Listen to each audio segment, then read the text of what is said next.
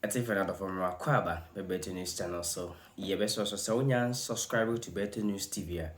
Best also best subscribe. No one like, no one share, no one turn on notification bell. No sabe update BI bayan. Was a bit me a can make. I was a comment section once your dear. Best also believe you comment in the BB cause one on that. And some I did Bremo and a and some a Hagana free pa efa and Yama electoral commission say beer or the two draw person or implementing during this election now Basu 2024. Now any to say the parliament was on break. Parliament no more break now. More resume and Andra and some minority leader he's out of force and other two jana. Papa I warning electoral commission say she should dare not change anything without the approval or the consent of both parties, which is the majority and that of minority. And definitely majority will be benefit if there is any change. But this time around, minority in parliament able a full with the resuming of this, and then the Saibia electoral commission person or they back secretly. Mummy Uncle T. Papa and Samun Shimon, I be who say electoral commission person will view at the Babesha election 2024. Or face say Mboa or my Ghana. Minority leaders have voice it out in some recount. We uncle team ran but there could be an the best also. We uncle team. Fie don kuma na no ni ormanyamfo kase atofo sende sama wodo atudwa na nasmo ka nyina ne se yenim se 2024 ya abato afe etini achie bia no ni people ne kase pa no ejina abato commission ye electoral commission fo wo mo eso na ye nyina ye tete ye se ye ma mi je mensa ba monte so anu wo mususuo ese nka ye nyina ye ni mu se adu abato bre bia ne abato afe a Ghana de she ye line tententen a 7 December na kwa mususu sanka ya tweba 7 November anka ya de bebuo yie pa na abato komisa ekire mu se sana monto no betumi aba se de bia abato no bekọ na wieye se ya run off o se de o na tiche bia no enko mbeki kan ya mabo mo wie from November na kwasi December no na se enko mo de atutu bibia se run off bia wo ma se ngira so de ato aba na aboa mo matumi declare bibia kama na ama ye kabi mami kabi no yetumi ahyemo kena na no na dom kuma na no ni kire se sansem ya abato komisa pese wo gina so etu wana mo no eni wo kwan se wo tu sa na mo no kura ebra ye wo mu se ne Ghana dis jeni abre papa ye se wo man Ghana mo ye de wo bi adwene ne ho na abato komisa nka wo de sa de be ya adwuma kura nka nya sa abre mu a eya abato afia ye nyina ye ni abre ye ho no afa na wo be ka sa asem wedi a na se dom kuma so wo mo ti ahye nya yie no mo ka ni pre nya pre fa abato komisa mboni hu muhio na wo sa de sa de we ba betu mra se bedwa nani mu a enya de dom kuma ne be chi ase ne na wo ma chi ase china efiri se eye toa bia nsu e wo mu no eye kuma bia abato komisa na anya na dwuma yie na bra ye wo mu ne ne keka ho nyina na mu odem amanfo ani abre entika be ya wo mu sie gina ye no mu ntintum na 7 December no ye fa sa abre no a enkoto aba. Right, Honorable Speaker, again, the general elections on the horizon. The Electoral Commission and those behind it have announced their intention to change the date of this general election from December to November. Let me say it here and now that the NDC Minority Caucus in Parliament will not support any change at this time. We will not support the change of the date from December to November for elections. This is because there are more pertinent and pressing issues that require the immediate attention of the Electoral Commission than a change of date for the general election. As I speak, Mr. Speaker, the Electoral Commission is yet to release the calendar for the 2024 elections. The EC must focus on all its energy and attention on the provision of the 2024 election calendar than a change of date. Mr. Speaker, if the Electoral Commission decides to embark on a comprehensive and meaningful reforms after the 2024 elections, in consultation with political parties and other faith-based organizations, Mr. Speaker, we, the NDC minority in Parliament, may reconsider our position.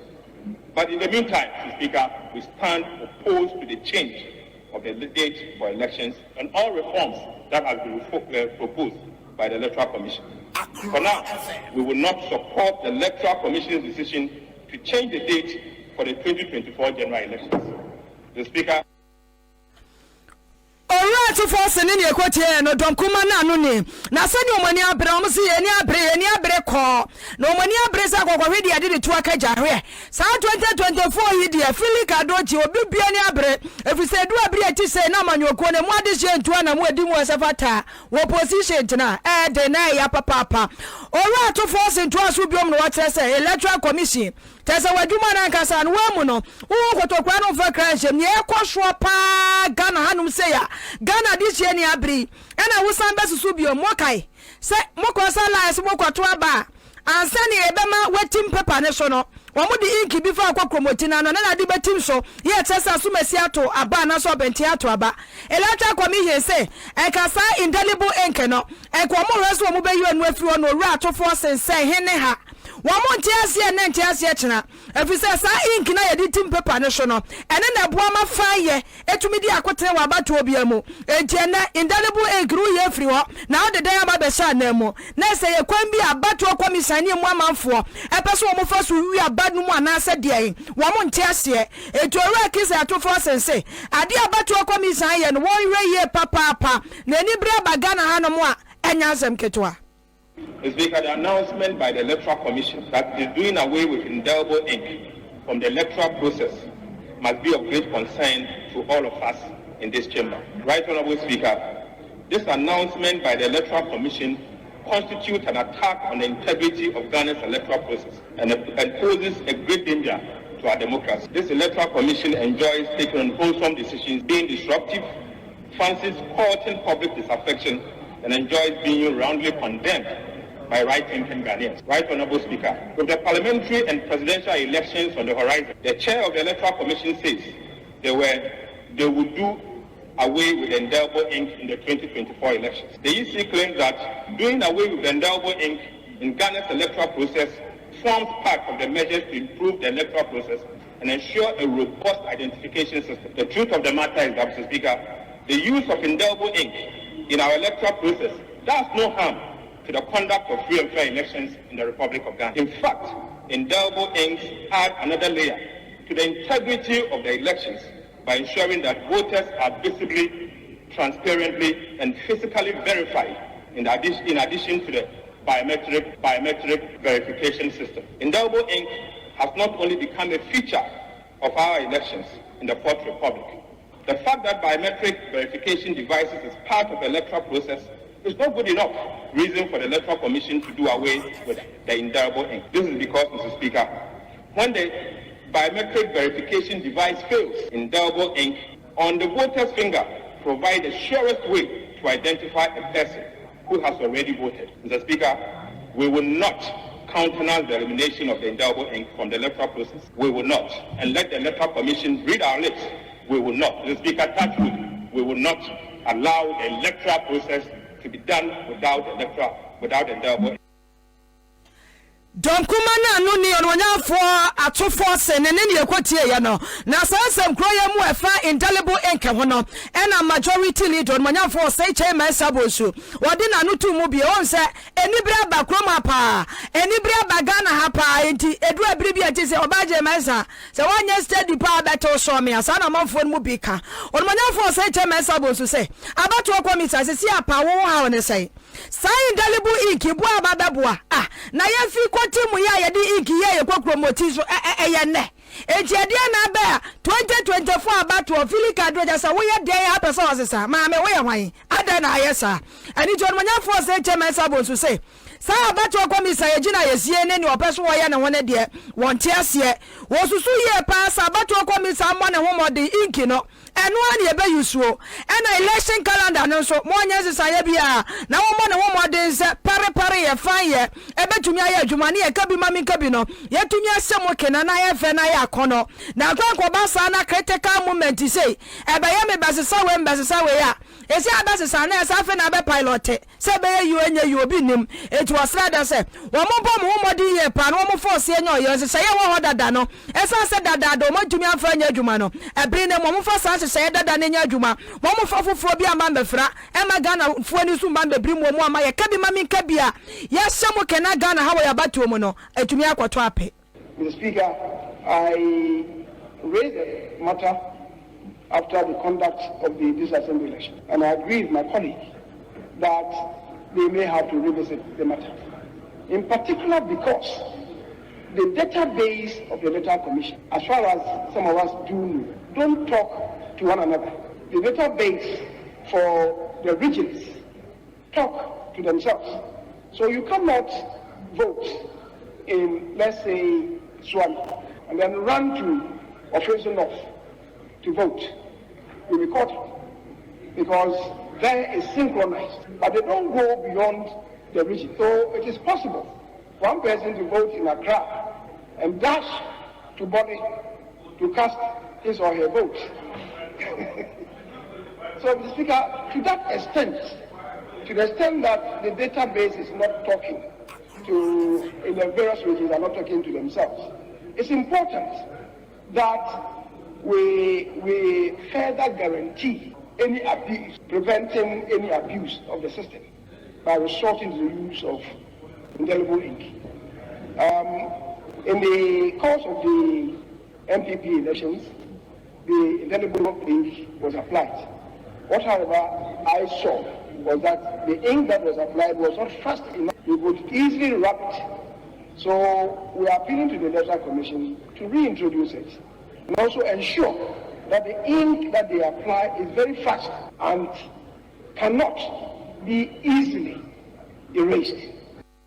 Majority leader Manyafo say chairman Sabosu and was also to Azubium Sabato Commission Jumedia Wodiana Wafie Muno woman who modern so Bejumiaje and Trehapa na nititu no presidential na fe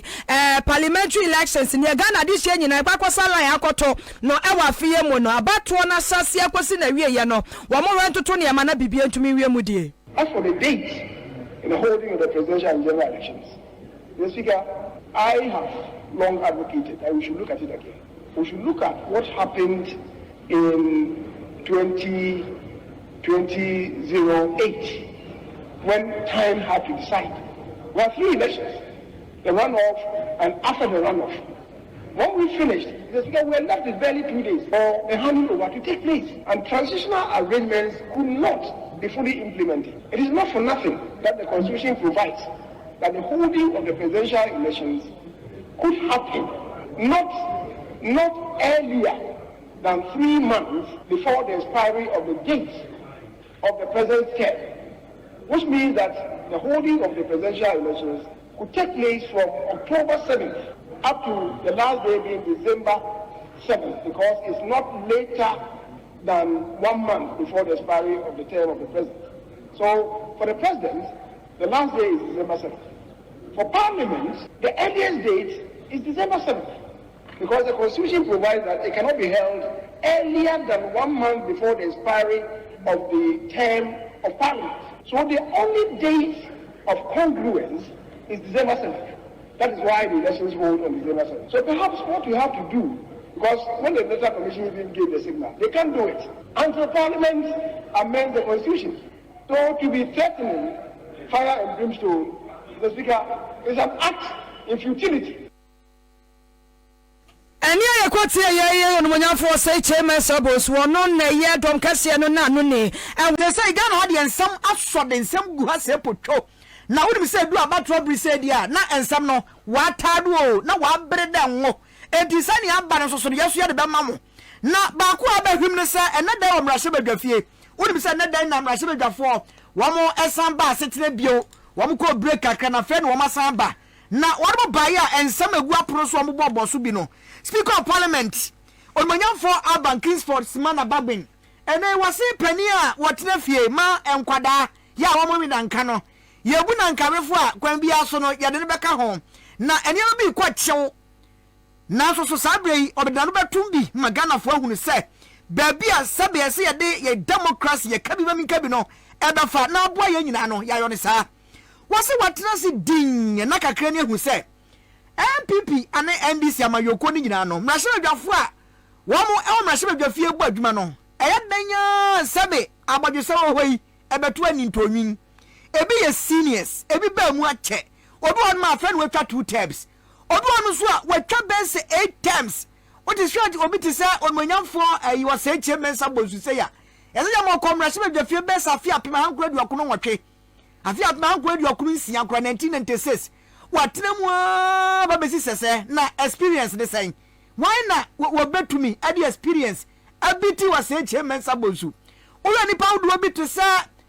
attach yanom afei Canada Japan nom nyina sei wo mo kɔ hwa chepa won me ka wodo do no ampo de mintimi mu bɔ mu din nanso enei sɛ wotwa wani a safo no dodo no asɛ wo ma bere ewiase nkɔkora to sa ekomrantie diem ti wo mu nkɔ bio eyi nkamfu a na no ya so primary sa wo kɔ ye NDC afam MPP afam come here say the experience is paving way for the inexperience eno ya brofo tira sa wonu me basua hunu wonu mo bie pa no wo mo kwakotena fie kwakotena nkyɛn ama wonu mo eni sua hu bia akotɔfra wo mo bansuo no wo mo so ayi wo muti na we ye kan say no asa ya kan tra watu mira kyerɛsie na nua MPP primary so mo koye munim sɛ nipa makoma kwaduo no nwɔtwe 28 MPs and one lose one seat. Oh, one lose so poto. Silabatas ka ani afoforo bebre aka one me koto fie adekotu yes kama delegate nanso so omkoto aba amfa enye ize na chese popo biribiri na achi wamu 28 MPs na lose NDC afem we ya kan say ya NDC for us no so experience NDC MPs best lose 17 MPs and one so lose one seat for primary so koye enu echi kura nso no ansa na no beba no na enipa no mu enum ani du nwatwe ka ba ba sa duonum yensa na akire se NDC afam enum MPP afam du nwatwe minority majority no mu nyina so voluntary wo mo so om nkobiem se ne yedi kan de atom anim no etu ka emma nyina bomu a nipa every mra se badwa fie afim piru ne aduonunum enye yize 9 parliament no kura nie wo se nipa foforo bebire ne beba mu a ebasua hunu pa wo mu ni bi eno na Urban Kings Force man abagwin kire se mayen tretra fofo men na ne kwaye asa Ghana fo yakia no atum din wasem we hu no ehu maye pa na ye hwani ye wode afoto bebere afa ho de ama enei ye kwakotie opani no ne nsem no ebi.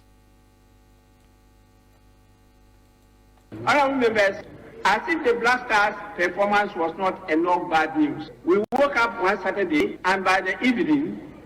we had lost 28 MPs through the primaries of the New Patriotic Party. Earlier last year, we lost 17 MPs through the primaries of the NDC, National Democratic Congress. Honorable members, the primaries are part of the process for the electorate to determine who will represent them in Parliament. But the case of voluntary discontinuance of 5 and 19, followed by this election of 17 and 28, is not a good signal for the legislature and for Ghana's democratic development. Experience, as we all know, counts in this house, but the endorsement of your party to contest is equally important. Honorable members, the hemorrhage and cost to the nation is, however, a matter of great concern worth considering by all stakeholders. And I want to appeal to the political parties to take this matter up seriously, because the investment that is made in an individual MP is so huge for the nation, just to always go waste after every 4 years. Tika yesen was some rasebadwafo we ho ansa na wo makom rasebadwamu no sa financial implications no yentwe ne hwe oye sansa enye sika ketwa ne yesɛ de ma mo ansa na wo mababa wram rasebadwafie na so mo ba na ya ne sɛ emfie nan ya ho mo to ase akonya no mo kwa na kyese wo man ne guso bua na ebaka na asere wo ho esu ko hwa ne ho no anwene prebuo wo pani se ma wo kan nyina kyese inexperience na wo mo ba no ede wo mutumi mfo mo to experience no na inexperience ni yama ka so kwoto wo kwoto wi na ne ba wi a hwan na baji nyon ko tata wo mo bai kwa me ahe asen wo ni maman etu wase ye ni wie pa na no ti na majority leader wo monyafo se che mensa bonsuso wo kasa kire me se dia wono de ohunu pa ne se we aye kan duadua mu odue na so woni asini matri so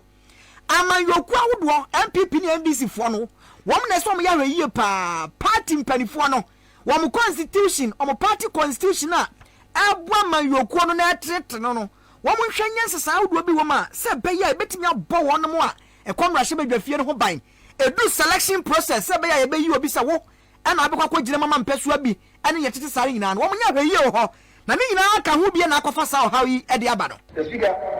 my party, the New Patriotic Party, conducted its internal parliamentary primaries for the constituencies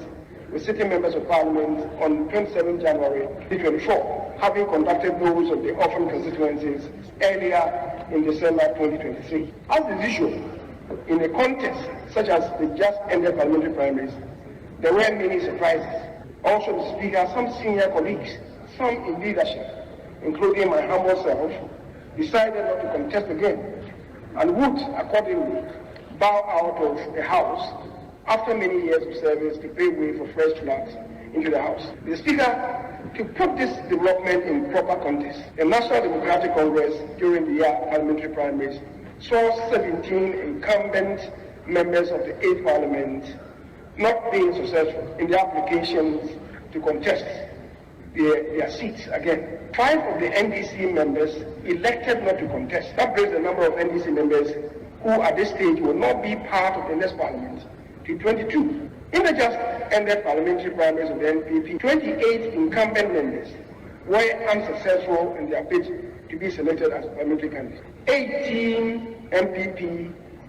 MPs elected not to contest to continue post January 7, 2025. The number of exiting MPP members,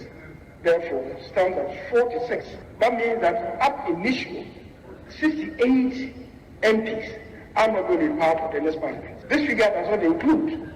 casualties of continuing members of parliament that the House may suffer in the 2024 general elections.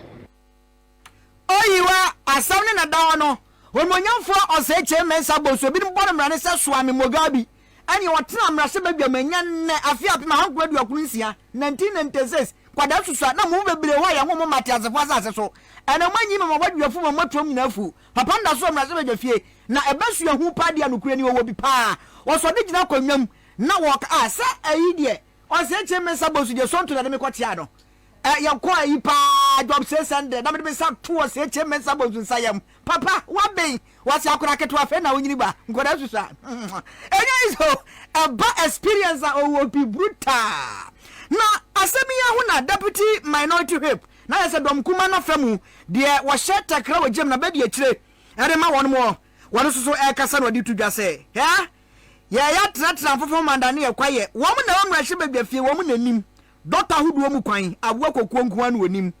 one ma experience one more con will be case hamra she bedwam dwumadi a na sa nipa no onim ni woka number that we're going to lose were 30.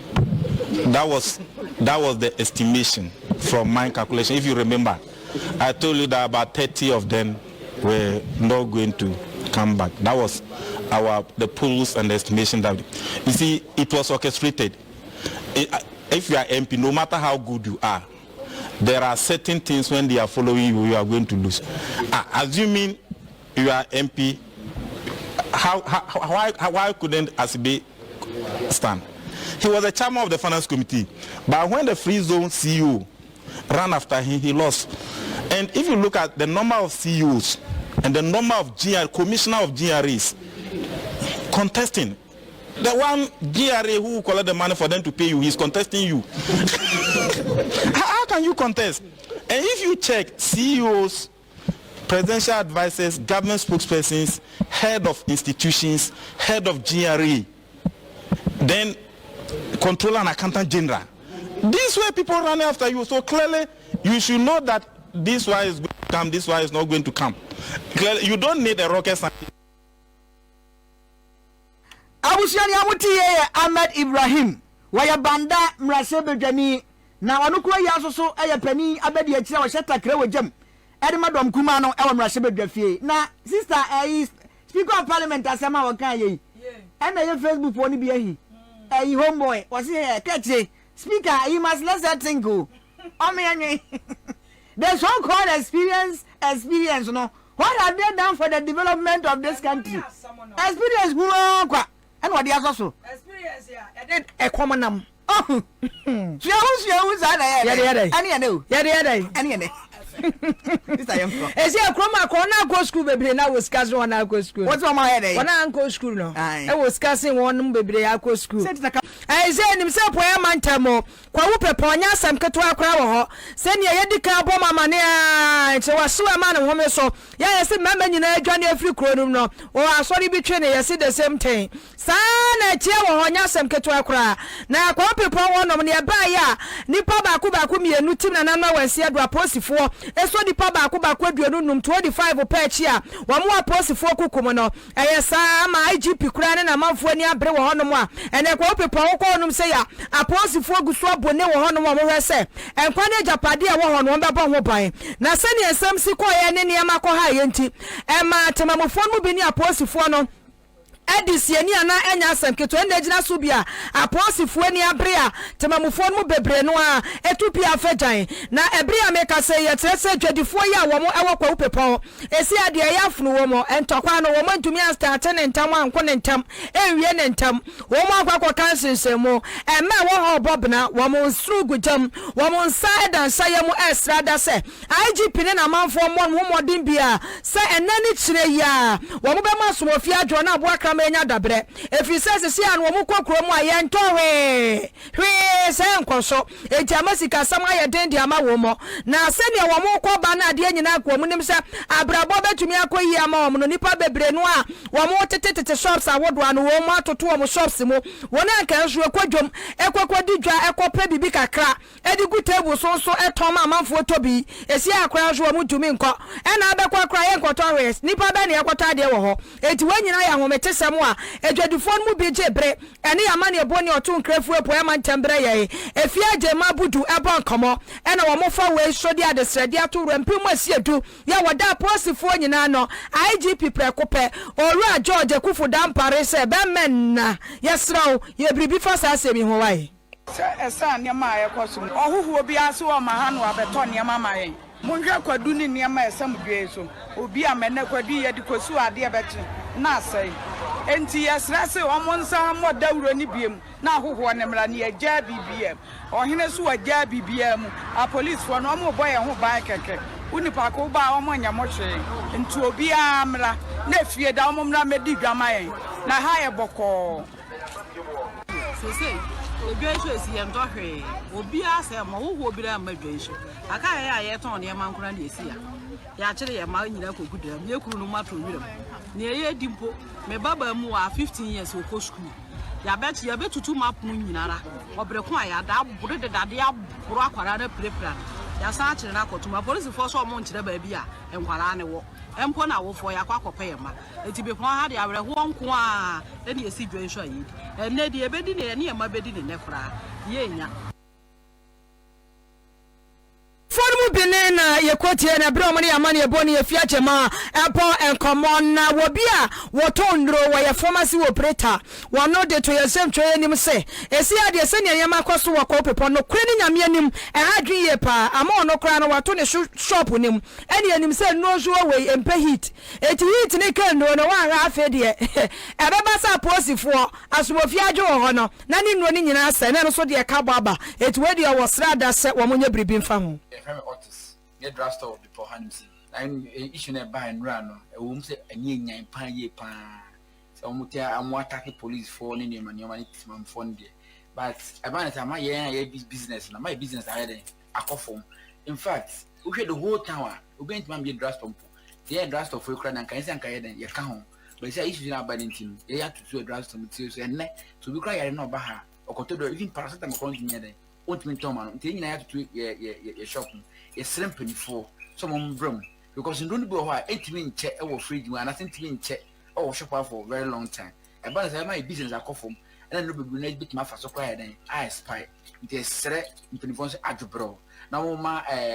year and 2 years because bo crop on car issue no bo fee my police are bad then I have a channel him national. The best honorable IGP say yes no umbrum now. Oma a 2 baby or china or camanya baby nda. enti amafo no bi ya wo ho ewo kwa upepon ene na yekoko tie ya no sansem ye enti ebekwa homa ne so na ye ni amane ebo ne afia gema putu abon komo ofisi enya na nteye eze po ya mantam so afo no force te champon kra no e ya de a wokwa apro wo afia temenka aboko de ya mi adumboko ma twa wofo ni kire ye Eastern Regional Minister Babedru de na ekoso ho me da se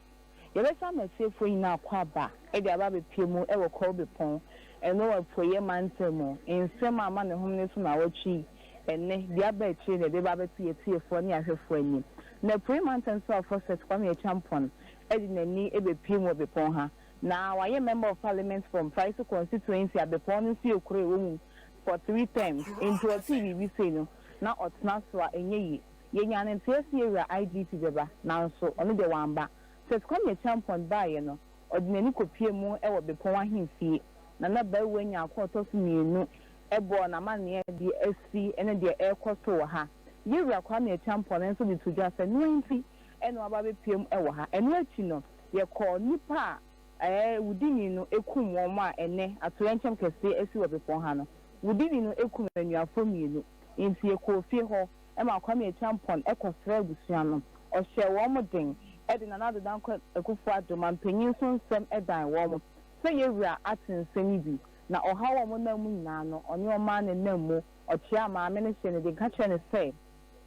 ebrepemu ana se ebresemu no o mo be san ba ne abusua na ba betena se na nhihye bi e wo ho no nsom de atudwa na we ho sem epiemu ene se abusua panyi a oda abusua na no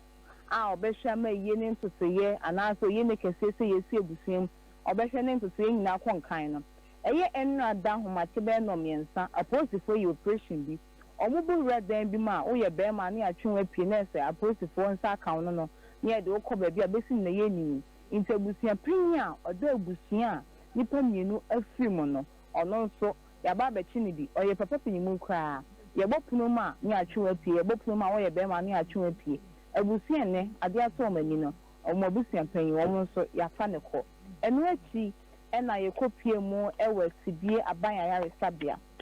wono ma ena maposifo tu omo totoye eye dakosia da no pani na wie mu ekeka wo mo no sankofo no ena yewura set kwame champion ekosra omo ewo sidie government hospital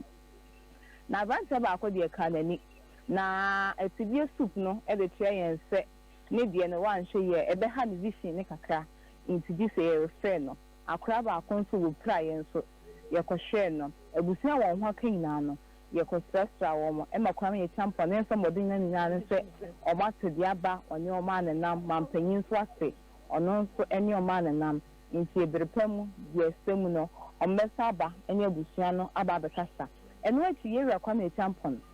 e de nsema soja ne nsema wo twemu nyina ne se emagu no ai wo bepon ne potem ha no obi enya akomato yemo obi ama ne koma embra from ewom to die si wo hana no odendie na nso ne bepon maya wonim no wonim se nye sei na kronim ono ankasa be pie wo kronim se kronim gija mpa emema nyina afi kronim nti osro mara obi ankasa anka ne koma empu ne yem wa wudi wudwa ne fitich na bra odwodiem ne bedi wudwa wa wo so wa wo kwa afuom no yi ehu bia fi wo mu esansa post for dodo na aba bepon omo ma be ba adehye ho ban ama mente me ho asema ne ho ne sunna no intimi nya ba so busa ya set kwame champion e poe wantem safo ne nante so di be pie wo bepon no ene etwa ho mfoni e de atwe ye tiefo ene ahwefo Fiansa na wo be kono sene ye di kan nya na ties IGP na ka wo so oba ha wantumi ama no wati bibie afiri omo ho ne nti a wantumi ama ho sene wo ye so obeba no enu de enya ntiye bia fan free yewura IGP ho na emom kwame champion e ba na Eastern North Region e commander Ginachi e wo instruction wo stra na ene day na de kodienti a yewura IGP aba ne de besine ye nim de kodienti efia ye da se pa ne ama ne boy